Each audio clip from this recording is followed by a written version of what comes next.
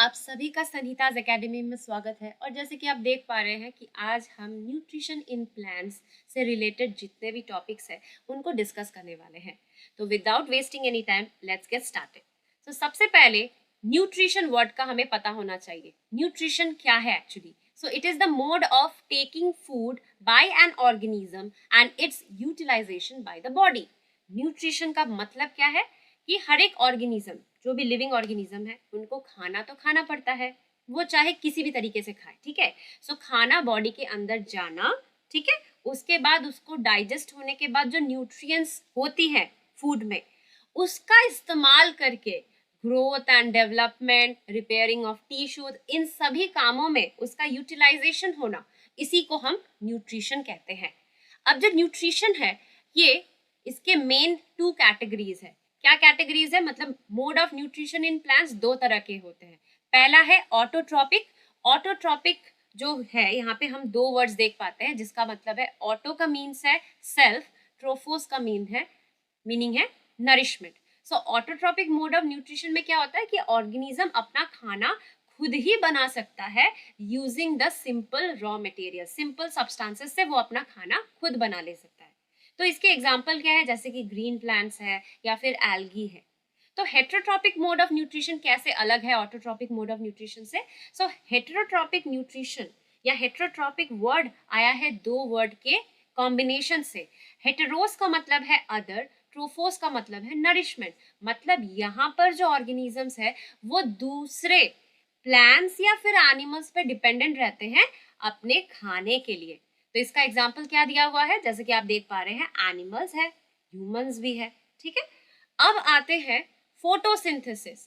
Photosynthesis एक ऐसा important process है जिसकी मदद से जो ग्रीन प्लांट्स है वो रॉ मटेरियल्स का इस्तेमाल करके, जैसे कि रॉ मटेरियल्स क्या क्या है? Water, minerals, carbon dioxide gas और सनलाइट एंड क्लोरोफिल पिगमेंट के प्रेजेंस में वो क्या बनाते हैं?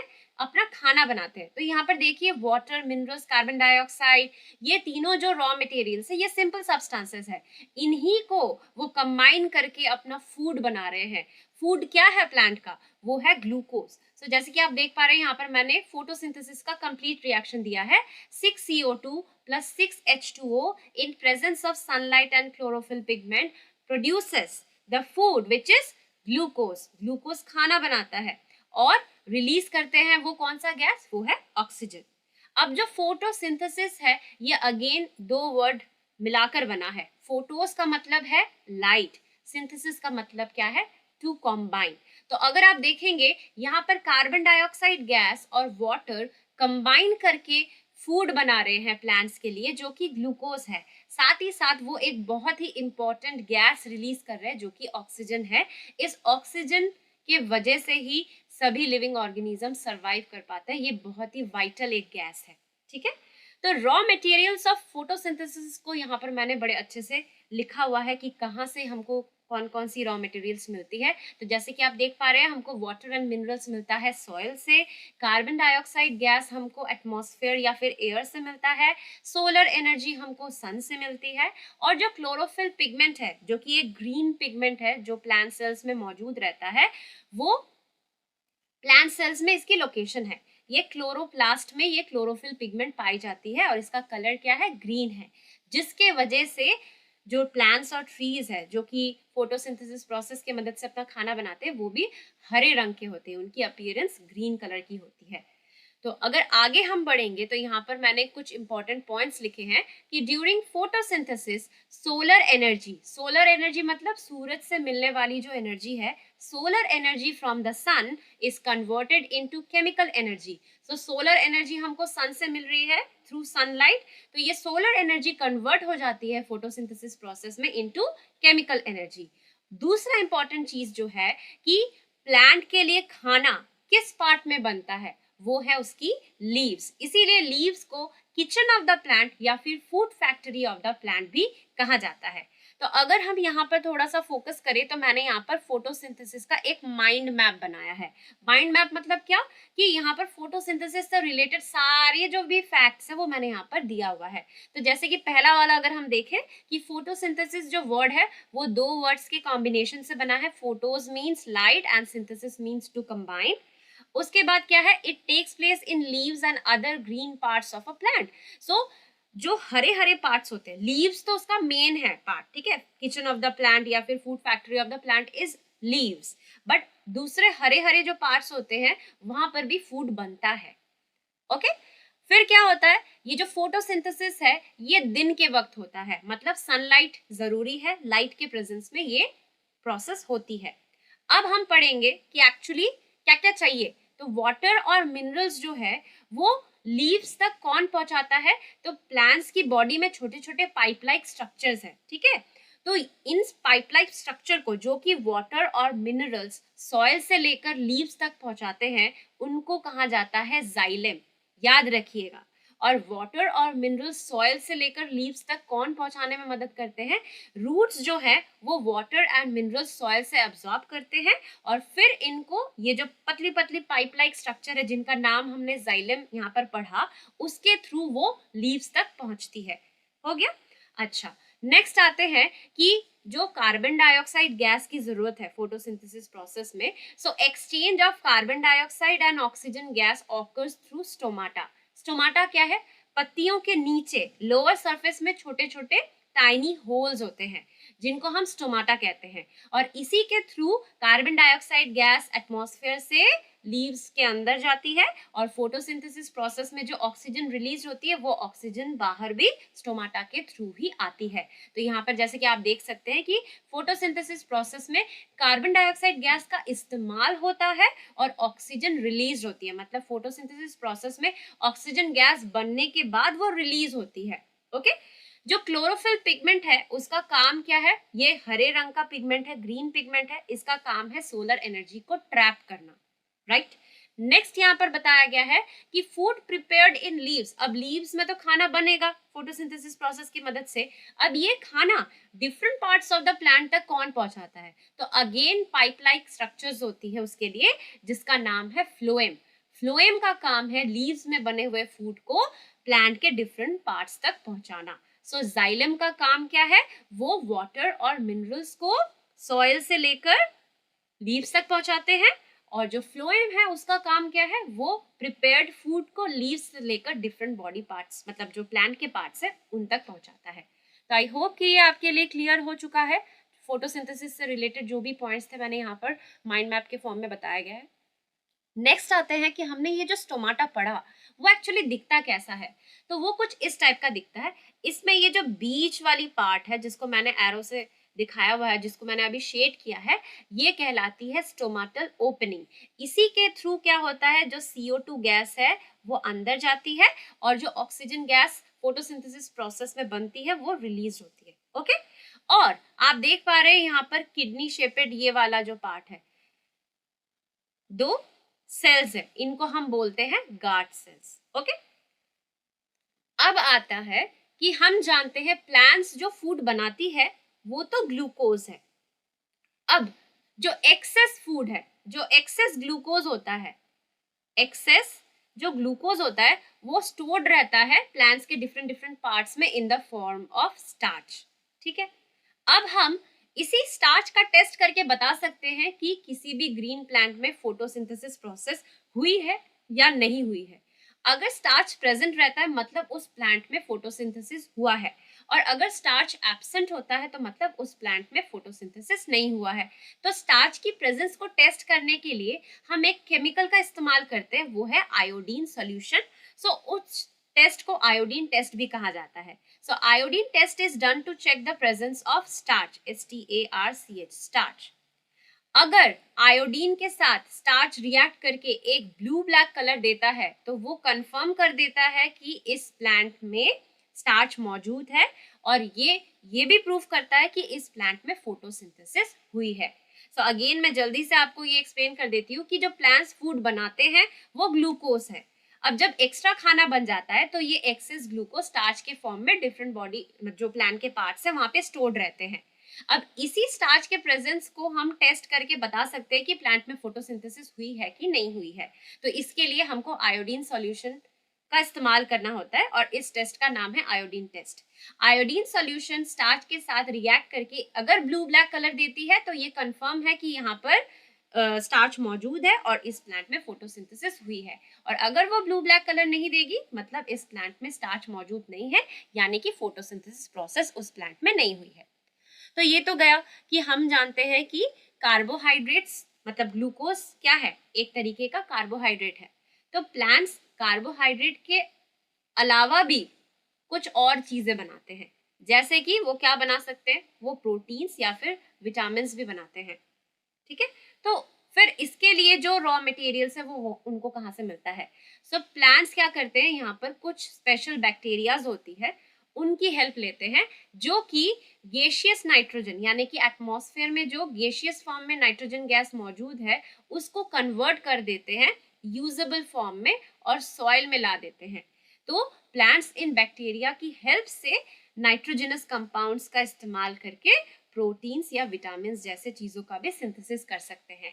इसके अलावा जो फार्मर्स फर्टिलाइजर्स ऐड करते हैं सॉइल में ताकि क्रॉप्स की ग्रोथ अच्छी हो, यील्ड अच्छी मिले, तो फर्टिलाइजर्स में मेन कंपोनेंट नाइट्रोजन भी होता है। तो वहां से भी ये अपने नाइट्रोजन की नीड को फुलफिल करके प्रोटीन्स या विटामिन बनाते हैं, सिंथेसाइज करते हैं। कार्बोहाइड्रेट के अलावा भी प्लांट्स प्रोटीन्स एंड विटामिन भी सिंथेसाइज करते हैं। अब हम पढ़ेंगे other modes of nutrition in plants. हमने ऑटोट्रॉपिक और हेटेरोट्रॉपिक जो ब्रॉड टू कैटेगरीज है मोड ऑफ न्यूट्रिशन की वो तो हम समझ गए। अब हम देखेंगे parasitic mode of nutrition, saprotrophic mode of nutrition, symbiosis या सिम्बायोटिक रिलेशनशिप, और नेक्स्ट आते हैं इंसेक्टिवोरस प्लांट। ये जो चारों टर्म्स मैंने कहे ये सभी हेटेरोट्रॉपिक न्यूट्रिशन के अंतर्गत ही आएंगे, क्योंकि यहाँ पर जितने भी ऑर्गेनिज्म के बारे में हम पढ़ने वाले हैं वो किसी दूसरे ऑर्गेनिज्म पर डिपेंडेंट है फॉर देयर फूड। सो सबसे पहले हम समझ लेते हैं parasitic mode of nutrition. So parasitic mode of nutrition, क्योंकि हम अभी प्लांट्स के बारे में पढ़ रहे हैं तो ये किन में दिखाई देता है, ये नॉन ग्रीन प्लांट्स में दिखता है, जैसे कि कस्क्यूटा जिसको हिंदी में हम अमरबेल भी कहते हैं, इसका कलर होता है येलो। ओके, येलो होने का मतलब क्या है, इसमें क्लोरोफिल मौजूद नहीं है, तो ये अपना खाना by the process of photosynthesis नहीं बना पाएगी। तो फिर इसको खाना कहाँ से मिलेगा, तो ये क्या करते हैं, इनका एक होस्ट होता है। सो कोई होस्ट प्लांट या ट्री होगा, वो होस्ट प्लांट और ट्री उनमें क्लोरोफिल मौजूद है, वो फोटोसिंथेसिस प्रोसेस की मदद से खाना बना रहे हैं। ये उनका खाना क्या करते हैं, चुरा लेते हैं, अब्जॉर्ब कर लेते हैं। तो ये बना बनाया खाना चुरा कर अपना न्यूट्रिशन का जो रिक्वायरमेंट है उसको फुलफिल करते हैं। सो पैरासाइटिक मोड ऑफ न्यूट्रिशन जो है वो प्लस माइनस इंटरैक्शन भी कहलाता है। प्लस माइनस का मतलब क्या है, यहाँ पर एक तो पैरासाइट है, दूसरा होस्ट है। हाँ, तो यहाँ पर जो होस्ट है उसको हानि होती है, उसको लॉस होता है, और जो पैरासाइट है वो बेनिफिट उसको मिलती है। तो पॉजिटिव ये पैरासाइट के लिए है, नेगेटिव ये होस्ट के लिए है, इसीलिए इसको प्लस माइनस इंटरैक्शन भी कहा जाता है। नेक्स्ट आते हैं हम सैप्रोट्रॉपिक मोड ऑफ न्यूट्रिशन में। यहाँ पर जो ऑर्गेनिजम्स है वो डेड एंड डिकेइंग मैटर से अपने न्यूट्रिशन की रिक्वायरमेंट को फुलफिल करते हैं, मतलब ये मरे हुए या सड़े हुए चीजों से अपना न्यूट्रिशन लेते हैं। एग्जाम्पल्स क्या है, फंजाई जैसे कि ब्रेड मोल्स, मशरूम्स। ठीक है, तो ये सैप्रोट्रॉपिक मोड ऑफ न्यूट्रिशन को दर्शाते हैं। आगे बढ़ते हैं, सिम्बायोटिक रिलेशनशिप या जिसको हम सिम्बायोसिस भी कहते हैं। यहाँ पर जो दो ऑर्गेनिजम्स होते हैं वो एक साथ रहते हैं और एक दूसरे को बेनिफिट करते हैं, मतलब दोनों को ही यहाँ पर लाभ पहुंचता है, इसलिए ये प्लस प्लस इंटरैक्शन है। मतलब दोनों ऑर्गेनिज्म ही जो एक साथ है वो दोनों ही बेनिफिटेड हो रहे हैं। एग्जाम्पल क्या है, यहाँ पर पहला एग्जाम्पल है लाइकेंस का। ये लाइकेंस जो है यहाँ पर दो ऑर्गेनिज्म का मेल बंधन है। दो ऑर्गेनिज्म क्या है यहाँ पे, एक है एल्गी, दूसरा है फंजाई। तो दोनों का काम क्या है, यहाँ पर जो एल्गी है वो ऑटोट्रॉपिक ऑर्गेनिज्म है, मतलब ये अपना खाना खुद बना सकती है। क्यों, क्योंकि इसके पास क्लोरोफिल पिगमेंट मौजूद है, तो ये by the process of photosynthesis खाना बनाएगी। तो ये खाना किसको प्रोवाइड करेगी, फंजाई को, जो कि नॉन ग्रीन है, जो कि अपना खाना खुद से नहीं बना सकती। तो एल्गी का काम है फंजाई को फूड प्रोवाइड करना। वेरएस फंजाई क्या करता है, फंजाई एल्गी को शेल्टर देता है और वो वाटर और मिनरल्स लाकर एल्गी को देता है ताकि इनकी मदद से वो फूड बनाकर फंजाई को भी दे सके, अपना भी फूड का जो रिक्वायरमेंट है उसको फुलफिल कर सके। तो देखिए यहाँ पर दोनों के बीच में ही एक पॉजिटिव इंटरेक्शन है, दोनों को ही यहाँ पर लाभ पहुंच रहा है। दूसरा है राइजोबियम बैक्टीरिया और लेग्यूमिनस प्लांट्स के बीच का जो इंटरेक्शन, यहाँ पर भी दोनों बेनिफिटेड होते हैं। कैसे? राइजोबियम बैक्टीरिया क्या करता है, वो लेग्यूमिनस प्लांट के लिए एटमॉस्फेरिक नाइट्रोजन गैस को फिक्स कर देता है सॉइल में यूजेबल फॉर्म में कन्वर्ट करके, ठीक है। तो वो नाइट्रोजन की जो रिक्वायरमेंट है लेग्यूमिनस प्लांट को वो फुलफिल कर रहा है राइजोबियम बैक्टीरिया। और लेग्यूमिनस प्लांट की रूट्स में ऐसे छोटे छोटे गांठ से बने रहते हैं जिसको हम रूट नोड्यूल्स बोलते हैं। तो ये जो रूट नोड्यूल्स है यही राइजोबियम बैक्टीरिया का घर है। तो शेल्टर कौन दे रहा है? लेग्यूमिनस प्लांट्स के रूट नोड्यूल्स। किसको शेल्टर दे रहे हैं? राइजोबियम बैक्टीरिया को शेल्टर दे रहे हैं। तो अगेन यहाँ पर आप देख पा रहे हैं दोनों ही एग्जाम्पल्स में जो भी दोनों ऑर्गेनिज्म यहाँ पर इंटरैक्ट कर रहे हैं दोनों ही बेनिफिटेड हो रहे हैं, इसलिए ये एक प्लस प्लस इंटरैक्शन है। जो लास्ट है यहाँ पर वो है इंसेक्टिवोरस प्लांट। इंसेक्टिवोरस प्लांट के बारे में एक स्पेशलिटी क्या है कि ये फोटोसिंथेसिस परफॉर्म करते हैं, यानी कि ये रॉ मटेरियल सिंपल सब्सटेंसेस का इस्तेमाल करके अपना खाना प्रिपेयर कर सकते हैं, ठीक है। तो फिर ये इंसेक्ट्स को क्यों खाते हैं? क्योंकि ये जिस सॉइल में ग्रो करते हैं उस सॉइल में नाइट्रोजन की कमी होती है और इनको नाइट्रोजन की जरूरत होती है, नाइट्रोजन की रिक्वायरमेंट होती है इन प्लांट्स में। सो ये क्या करते हैं, ये अपने नाइट्रोजन की नीड को फुलफिल कैसे करते हैं? By trapping and digesting the insects. So pitcher plant, Venus fly trap, sundew plant, ये सभी क्या है, कुछ एग्जाम्पल्स है इंसेक्टिवोरस पौधों के जो क्या करते हैं, वो अपने जो भी इंसेक्ट्स हैं इनके जो स्ट्रक्चर्स है इनके अंदर जाते ही वो ट्रैप्ड हो जाते हैं और ये कुछ केमिकल्स रिलीज करते हैं जिनमें डाइजेस्टिव जूसेस होती है। ये डाइजेस्टिव जूसेस उन जो इंसेक्ट्स हैं उनकी बॉडी को पिघलाकर उनसे नाइट्रोजन एब्जॉर्ब करके इस प्लांट को प्रोवाइड करती है। तो नाइट्रोजन की जो रिक्वायरमेंट है वो इस तरीके से वो पूरा करते हैं।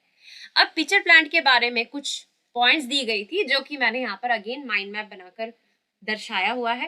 तो जैसे कि आप देख पा रहे हैं पिचर प्लांट क्या है, pitcher like structure is a modified part of leaf, मतलब लीफ ही मॉडिफाई होकर ऐसा उसने एक पिचर जैसा शेप लिया हुआ है। और लीफ का जो एपेक्स होता है, मतलब ये जो पॉइंटेड पार्ट होता है, ये जो एपेक्स होता है, ये एपेक्स एक ढक्कन की तरह बन चुका है, मॉडिफाई होकर एक ढक्कन की तरह ये काम करता है। अब ये जो पिचर है, मतलब इस टाइप का दिखता है ना, ये पौधा इस टाइप का दिखता है। तो ये जो पिचर है इसके अंदर ऐसे डाउनवर्ड डायरेक्टेड छोटे छोटे हेयर्स होते हैं, downward directed hairs inside the pitcher, right. अब क्या होता है, जैसे ही यहाँ पर कोई इंसेक्ट अंदर एंट्री लेता है तो इसके ऊपर का ढक्कन झट से क्लोज हो जाता है। So the lid closes when an insect lands inside the picture.